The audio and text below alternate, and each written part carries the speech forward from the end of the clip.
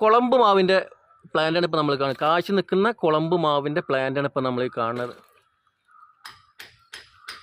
അപ്പോൾ നമുക്ക് ഇവിടെ ഈ ഒരു ഫാമിൽ അത്യാവശ്യം നല്ല മാവുകളൊക്കെ ഉള്ള മാവിൻ്റെ പ്ലാന്റുകളൊക്കെ ഉള്ളൊരു ഫാമാണ് കാണുന്നത്. ഇവിടെ പിന്നെ എത്രത്തോളം മാവിൻ്റെ പ്ലാന്റുകൾ ഇവിടെ ഉണ്ട്?